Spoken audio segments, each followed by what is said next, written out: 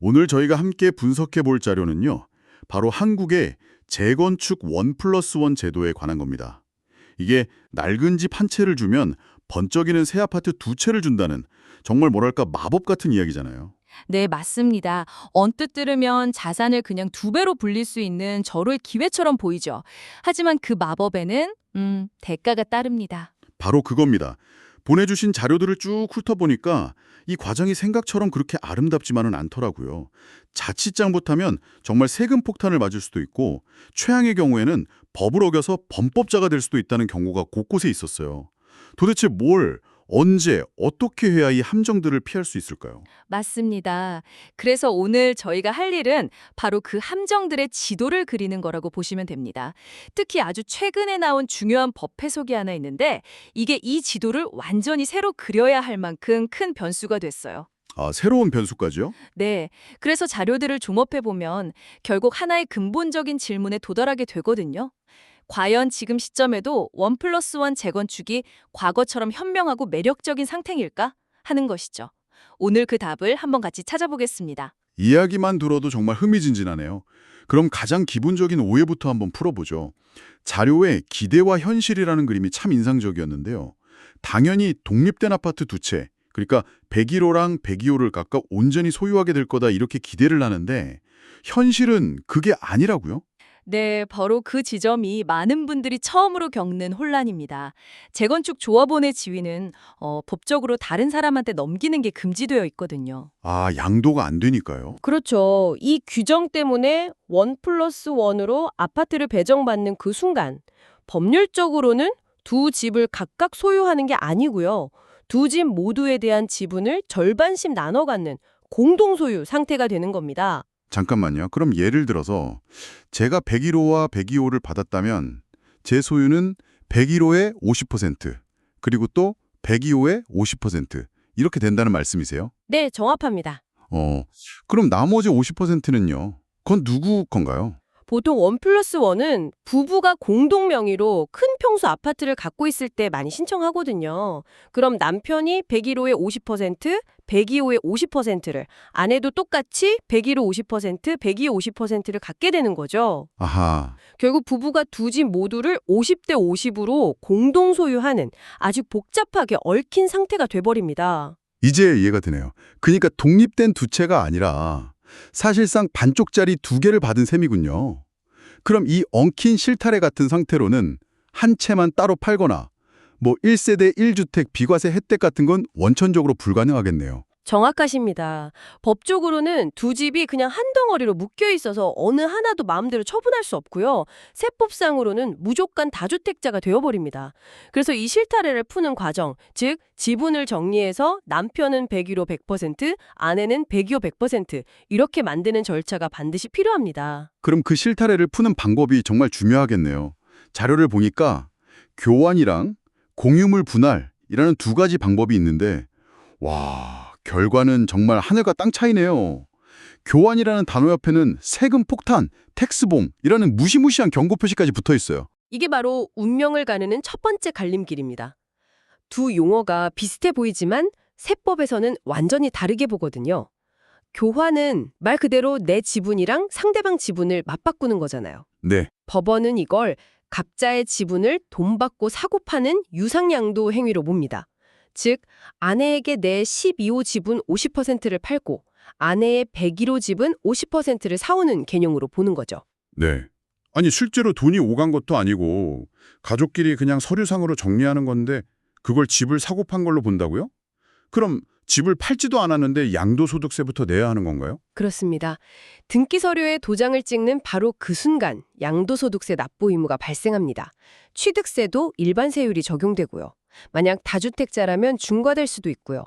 정말 말 그대로 세금 폭탄인 거죠. 반면에 공유물 분할에 대해서는 아주 중요한 대법원 판례가 있습니다. 법원은 이걸 자산을 사고 파는 행위로 보지 않았어요. 사고 파는 게 아니면 그럼 뭐라고 보는 건가요? 단순히 여기저기 흩어져 있던 내 지분을 특정 부동산, 그러니까 101호 하나로 모으는 것뿐이다. 이건 그냥 소유 형태의 변경일 뿐이라고 본 겁니다. 아하, 자산이 늘어난 게 아니란 논리군요. 네, 실질적으로 내 자산 총액이 늘어난 게 아니니까 세금을 매길 수 없다는 거죠. 따라서 양도소득세는 나중에 그 집을 진짜 제3자에게 팔 때까지 이연되고요. 취득세도 2.3%의 특례세율이 적용됩니다. 와, 교환이냐 공유물 분할이냐 정말 단어 하나 차이로 수천 수억 원이 왔다 갔다 할 수 있겠네요. 그럼 성공적인 절세를 위한 첫 번째 환급률은 계약서랑 등기 원인에 반드시 공유물 분할이라고 명시하는 거네요. 네.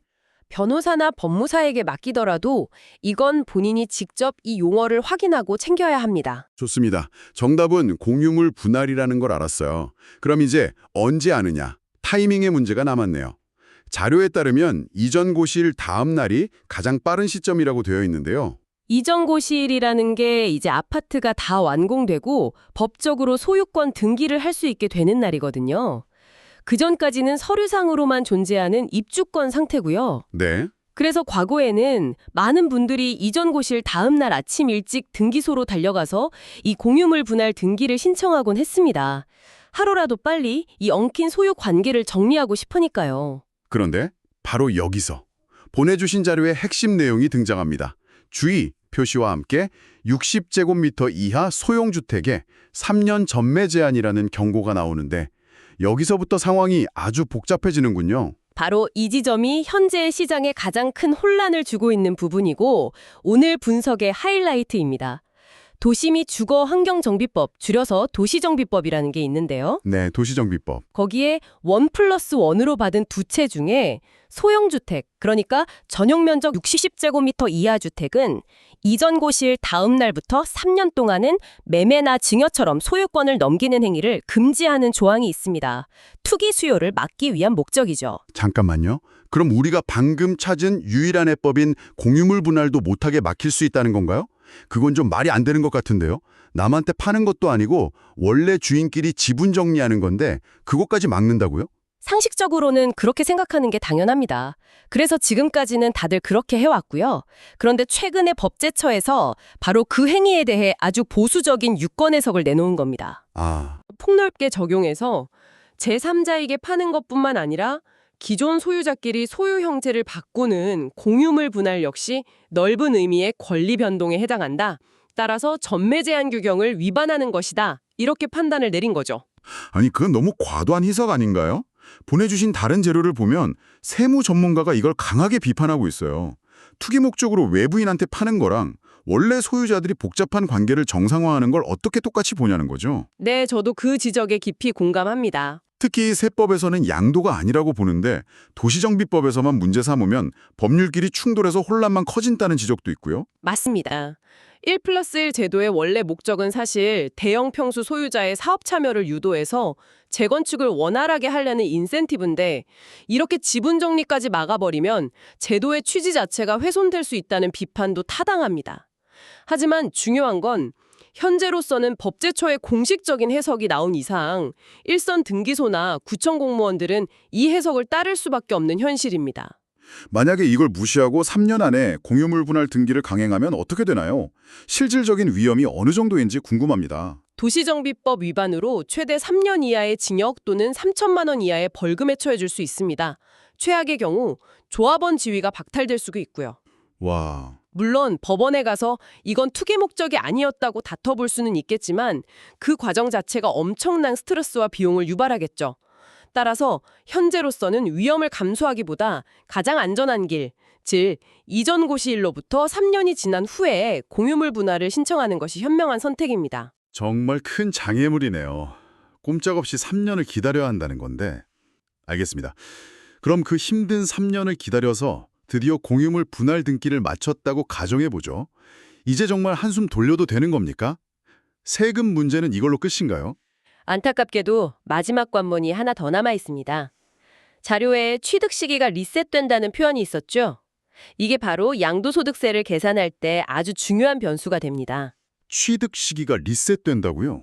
그게 무슨 의미죠? 양도소득세는 집을 얼마나 오래 보유했느냐에 따라서 세금을 깎아주는 장기 보유 특별공제라는 게 있잖아요. 네, 오래 갖고 있을수록 세금이 줄어들죠. 그렇죠. 그런데 공유물 분할로 온전한 한 채, 예를 들어 101호를 만들었을 때 세법은 이 집을 하나의 덩어리로 보지 않고요. 두 조각으로 나눠서 봅니다. 같은 집인데 두 조각으로 나뉜다고요? 네, 첫 번째 조각은 원래 내목, 그러니까 당초부터 가지고 있던 집은 50%입니다. 이 부분의 취득 시기는 맨 처음 그 낡은 아파트를 샀던 날, 가령 2010년으로 인정됩니다. 그러니 10년 이상 보유했다면 장기 보유 특별공제를 충분히 받을 수 있죠. 아, 그럼 나머지 절반, 배우자에게서 넘겨받은 50% 지분은 어떻게 되나요? 바로 그 부분이 문제입니다. 그 분할로 넘어온 목 50%의 취득 시기는 공유물 분할 등기를 마친 바로 그날로 리셋됩니다. 아, 즉, 보유기간이 0일차부터 다시 시작되는 셈이죠. 만약 등기를 마치고 바로 다음 날 집을 판다면 이 50% 지분에 대해서는 단기 매매로 간주돼서 아주 높은 양도세율이 적용될 수 있습니다. 와, 정말 복잡하네요.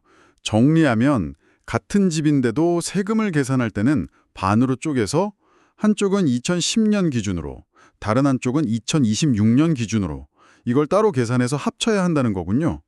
이걸 모르고 3년 기다렸다가 바로 팔면 세금 고지서 받고 정말 깜짝 놀라겠는데요. 네, 그래서 매도 시점을 정할 때 이 부분을 반드시 시뮬레이션 해봐야 합니다. 언제 파느냐에 따라 세금이 수천만 원, 수억 원까지 달라질 수 있습니다. 자, 그럼 마지막으로 해외에 거주하는 경우를 살펴보겠습니다. 시민권이나 영주권을 취득해서 한국의 주민등록번호가 말소된 분들이 이 모든 복잡한 절차를 해외에서 진행해야 한다면 정말 막막할 것 같아요. 해외 거주자의 경우 절차를 시작하기 전에 반드시 해결해야 할 선결 과제가 두 가지 있습니다.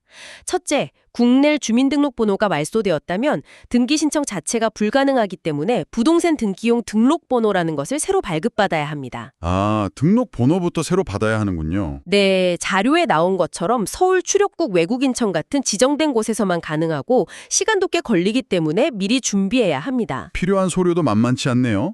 여권 사본, 위임장, 그리고 아포스티우 인증을 받은 서류들이 필요한데 이게 해외 공문서가 한국에서도 효력을 갖도록 하는 국제 인증 절차로군요. 네, 그 아포스티우 인증이 필수고요. 그리고 두 번째 핵심이 바로 완벽한 한글 번역입니다. 이 부분은 의외로 많이들 놓치세요. 이 부분이 아주 인상 깊었어요.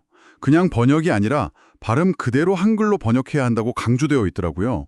예를 들어 티모티 씨 아이돈이라는 이름을 티모시 씨 아이돈이 이렇게 적어서 내야 한다는 거죠. 정말 그렇게까지 해야 하나요? 그렇습니다. 등기소는 위임장이나 서명인증서 같은 모든 영문 서류의 원본을 그대로 받지 않습니다. 아포스티우와 공증 내용을 포함한 모든 이름과 주소를 발음 그대로 한글로 번역한 번역본을 반드시 함께 제출해야만 서류가 접수됩니다. 아, 이게 사소해 보이지만 이 절차를 몰라서 미국에서 보낸 서류를 몇 번씩 되돌려받고 시간만 허비하는 경우가 아주 많습니다. 미국 거주자라면 세금 문제도 양국에 걸쳐 있어서 더 복잡하겠어요. 한국에서는 비거주자 신분이라 1세대 1주택 비과세 혜택을 못 받을 가능성이 크고 또 미국 국세청 IRS에는 한국에서 발생한 소득을 신고해야 하고요. 특히 자료에서 10만 달러 이상 증여나 상속 시에 폼 3520 미신고 바산세가 어마어마하게 높다고 경고하고 있네요. 네, 미국 세법은 상당히 엄격하기 때문에 한국에서 부동산 처분 계획이 있다면 반드시 미국 현지 회계사와 미리 상담해서 절차를 진행하는 것이 가장 안전하고 확실한 방법입니다. 자, 그럼 오늘 분석한 내용을 1+1 재건축 성공을 위한 세 가지 황금률로 정리해 보겠습니다. 첫째, 명칭을 정확히 알아. Name it right. 세금 폭탄을 피하려면 등기 원인을 교환이 아닌 공유물 분할로 진행해야 합니다. 둘째, 시계를 주시하라. Watch the clock. 이전 고시일을 기준으로 소형 주택의 3년 전매 제한이라는 새로운 장애물이 생겼다는 점을 반드시 명심해야 합니다. 성급하게 진행하다간 형사처벌이라는 더 큰 문제에 부딪힐 수 있습니다. 그리고 셋째, 서류를 준비하라. Prepare the paperwork. 특히 해외 거주자라면 부동산 등기용 등록번호의 발급과 발음 그대로의 한글 번역 서류를 철저히 준비해서 시간 낭비를 막아야 합니다. 오늘 이야기가 이 복잡한 지도 위에서 길을 잃지 않는 데 도움이 되었기를 바랍니다. 오늘 우리는 1+1 배정을 받은 이후의 절차와 함정들에 집중했습니다. 그런데 이처럼 공유물 분할이 3년간 제한된다는 새로운 법 해석은 우리가 처음에 던졌던 그 근본적인 질문을 다시 한번 생각하게 만듭니다. 과연 1+1이 여전히 매력적인 선택지인가 하는 질문 말이죠. 그렇습니다. 한번 생각해 보시죠. 이제 1+1을 선택하면 3년이라는 긴 시간 동안 내 재산이 사실상 묶이게 됩니다. 그 3년 동안 부동산 시장이 어떻게 변할지, 세금 정책이 또 어떻게 바뀔지 아무도 예측할 수 없는 불확실성을 고스란히 떠안아야 합니다. 그렇다면 과연 이런 리스크를 감수하면서까지 두 채를 고집하는 것이 최선일까요? 아니면 차라리 처음부터 하나의 넓고 확실한 큰 평수 아파트를 받는 것이 더 안정적이고 현명한 전략이 될 수도 있지 않을까요? 이 리스크와 보상의 균형점이 과거와는 완전히 달라졌다는 것. 이제는 재건축 사업 초기 단계부터 이 질문을 진지하게 고민해 봐야 할 시점이라는 생각할 거리를 남겨드리고 싶습니다.